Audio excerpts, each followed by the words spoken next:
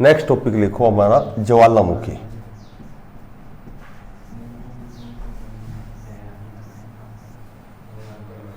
ज्वालामुखी देखो, ज्वालामुखी सबसे पहले तो इसमें यही क्वेश्चन लिखो, विश्व का सबसे ऊंचा ज्वालामुखी कोटोपैक्सी है। विश्व का सबसे जो ऊंचा ज्वालामुखी है वो कोटोपैक्सी है, और ये कोटोपैक्सी कहाँ है? ये इक्वाडोर में है, देश है इक्वाडोर।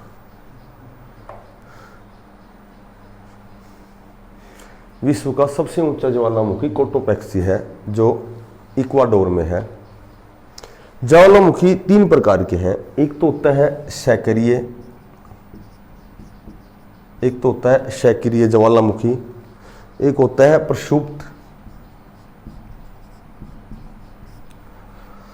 और एक होता है विलुप्त।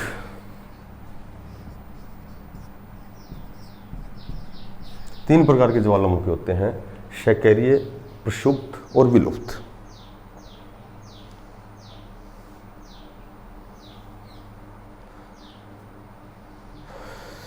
सक्रिय ज्वालामुखी क्या होता है? जो इसकी अवधि होती है हर 15 मिनट बाद फटता है, ये हर 15 मिनट बाद। सक्रिय जो होते हैं वो हर 15 मिनट बाद फट जाते हैं। एक तो एटना है सक्रिय ज्वालामुखी का उदाहरण, जो इटली का है, और एक है स्ट्राम्बोली, एक है स्ट्राम्बोली जो सिसिली द्वीप का है। एक द्वीप है,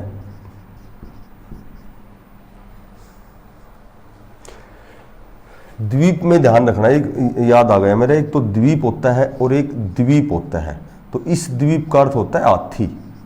ये दी अगर बड़ी आए ना तो द्वीप का अर्थ हमेशा हाथी होता है, ध्यान रखना। ये हिंदी में पूछ लेते हैं कई बार, द्वीप और द्वीप में क्या अंतर है? तो द्वीप माने टापू और इस द्वीप माने होता है हाथी।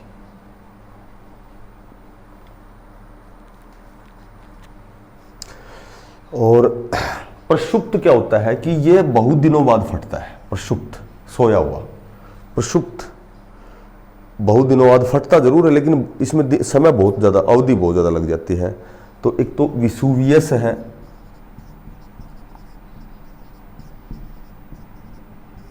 विसुवियस है, ये तो है इटली का।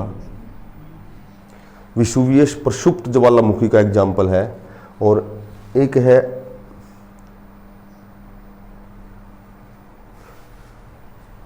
एक बैरन है, बैरन, ये है अंडमान का।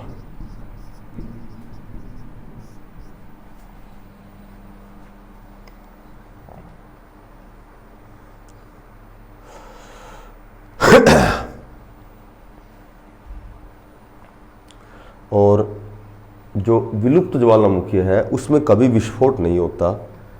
जो पोप्पा है, पोप्पा ज्वालामुखी है बर्मा का, म्यांमार का।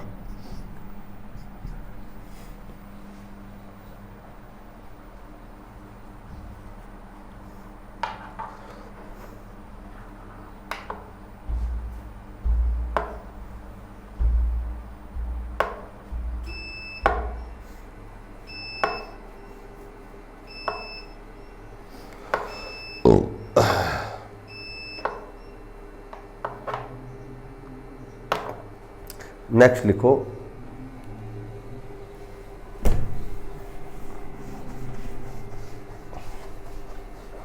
प्लेट्स, नेक्स्ट लिखो पठार।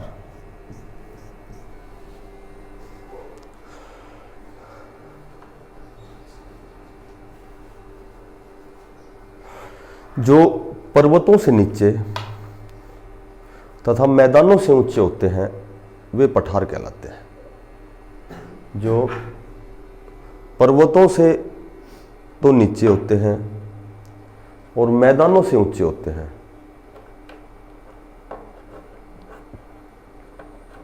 वो पठार होते हैं। इनकी औसत ऊंचाई लिखो 500 मीटर होती है। पठारों की जो औसत ऊंचाई है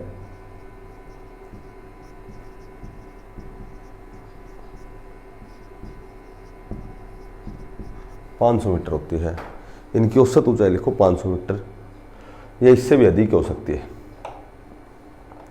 सबसे ऊंचा पठार लिखो तिब्बत का पठार। विश्व में सबसे जो ऊंचा पठार है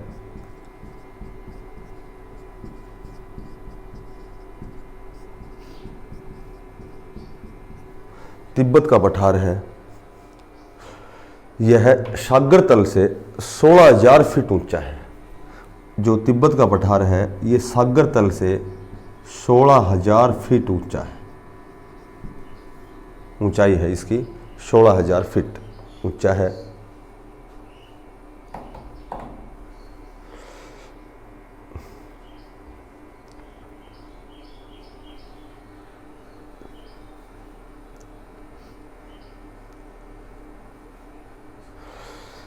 इसे चौरस का पठार भी कहते हैं। इसे जो तिब्बत का पठार है इसको चौरस का पठार भी कहते हैं। निम्न में से चौरस का पठार कौन सा है, तो तुम्हें बताना है तिब्बत का पठार होता है। चौरस का पठार क्या होता है, जो पर्वत श्रेणियों से घिरा हुआ होता है, समुद्र तल से अधिक ऊंचाई पर होता है और सपाट धरातल युक्त पठार होता है।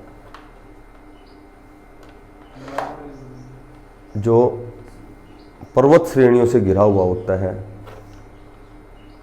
और समुद्र तल से अधिक ऊंचाई पर होता है और जिसका धरातल सपाट होता है, जिसका धरातल है वो सपाट होता है। एक ऐसे लिखो, पवन द्वारा निर्मित यानी कि हवा द्वारा निर्मित पठार कौन सा है। पवन द्वारा निर्मित पठार कौन कौन से हैं, एक तो लोइस पठार है, जो चीन का है। जो लोइस पठार है वो चीन का है। और उसके बाद पोटवार पठार है, ये पाकिस्तान का है। ये दोनों पवन द्वारा निर्मित पठार हैं।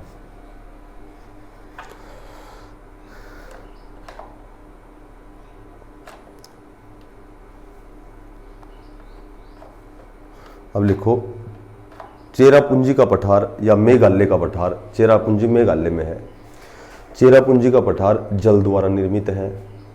चेरापूंजी का जो पठार है वो जल द्वारा निर्मित है, जल से बना हुआ है।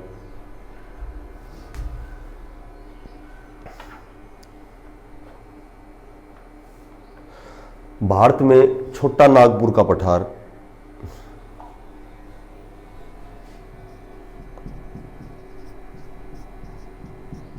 नागपुर का जो पठार है वो गुंबदा आकार का है। निम्न में से गुंबद के आकार का कौन सा पठार है, तो छोटा नागपुर का पठार है।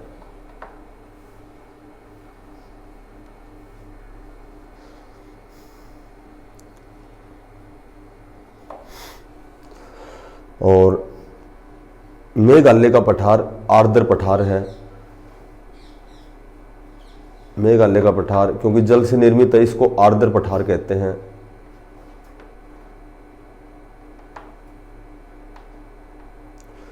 ग्रीनलैंड और अंटार्कटिका के पठार, ग्रीनलैंड और अंटार्कटिका के पठार बर्फ से ढके हुए हैं। हिम आच्छादित पठारों के उदाहरण, हिम आच्छादित या फिर बर्फ से ढके हुए।